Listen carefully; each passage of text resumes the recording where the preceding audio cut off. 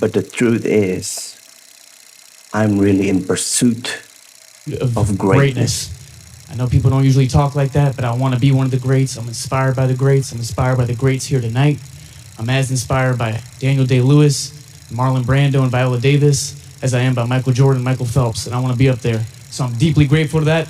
This doesn't signify that, but it's a little more fuel, it's a little more ammo to keep going. Thank you so much. Okay.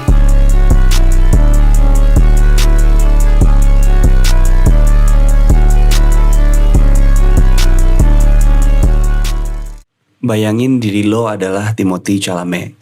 Lo udah punya segalanya, wajah yang disukai kamera, jutaan fans, dan rekor box office yang gak masuk akal lewat Wonka dan Dude. Tapi di malam yang satu itu, Oscar 2026, ada satu hal yang gak bisa lo dapetin. Validasi menjadi aktor terbaik. And the Oscar goes to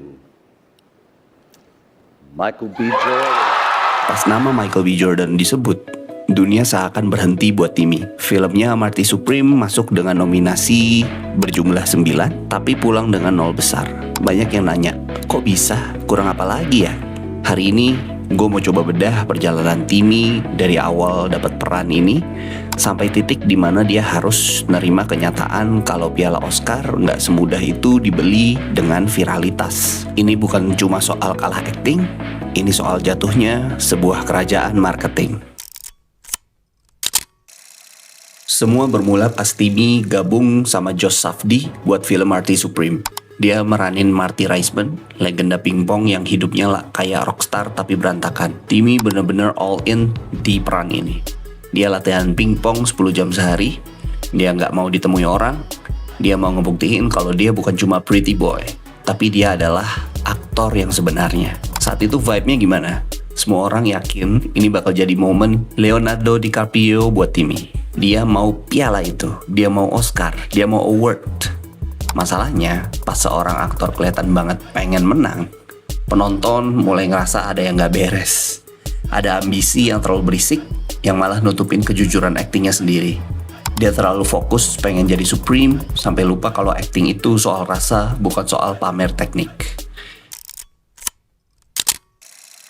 Masuklah kita ke fase marketing paling gila dalam sejarah A24. Marty Supreme is an American film that comes out on Christmas Day, 2025. Lo inget kan pas Timmy bener-bener manjat Las Vegas Sphere? Atau pas balon udara oranye raksasa lewat di atas kota-kota besar? Awalnya emang keren, tapi lama-lama orang ngerasa capek. Timmy ada di setiap billboard, setiap podcast, setiap FYP TikTok. Di dunia industri film, ada titik jenuh yang namanya overexposure. Pas juri Oscar atau di Academy lihat muka lo di mana-mana sebagai pemenang, bahkan sebelum filmnya dinilai, mereka ngerasa didikte. Juri-juri yang udah tua di Academy itu punya egonya gede banget. Mereka nggak suka disuruh-suruh oleh viralitas internet. Kampanye yang harusnya bikin Timmy terlihat hebat, malah bikin dia terlihat haus banget dengan piala. Dan itulah awal retaknya peluang dia. Saat Timmy lagi teriak-teriak di atas Las Vegas, ada Michael B. Jordan yang lagi bisik-bisik lewat film Sinners. Ryan Coogler bikin film yang sangat membumi, dan Michael main di sana tanpa banyak gimmick. Ini yang menarik dari segala hal yang kita lewati. Juri Oscar itu tetaplah manusia. Mereka lebih milih cerita tentang dedikasi yang sunyi daripada pertunjukan yang penuh kembang api. Michael B. Jordan punya narasi aktor yang udah lama berjuang dan sekarang ini waktunya dia menang. Sementara Timmy, dia dianggap anak muda yang masih punya banyak waktu. Juri ngerasa nggak ada urgensi buat kasih piala ke Timmy sekarang. Kontras antara ketenangan Michael dan kegaduhan Timmy inilah yang bikin suara juri pindah di detik-detik terakhir. Di momen piala itu nggak disebut buat dia, itu adalah tamparan buat seluruh tim marketing A24.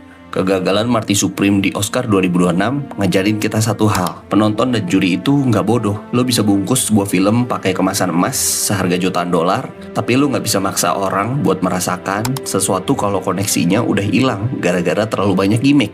Timmy nggak kalah karena dia aktingnya jelek, Dia kalah karena narasi di luar filmnya jadi lebih berisik daripada isi filmnya sendiri. Dia jadi korban dari popularitasnya sendiri. Like 100 million, girl got a billion. What the fuck, what a wonderful feeling. Hit to the ceiling, hit to the since 2017, I'm living the dream, getting the cream, I'm living on theme, I'm doing my thing. It's Marty Supreme, it's Marty Supreme, it's Marty Supreme. Menurut lo, kira-kira apa sih langkah Timmy berikutnya? Kalau kita lihat next projectnya dia, Timmy itu sangat packed dengan project-project yang bagus dan sangat blockbuster. Contoh Dune Part 3. Setelah kekalahan Oscar nggak lama, Dune Part 3 trailernya drop.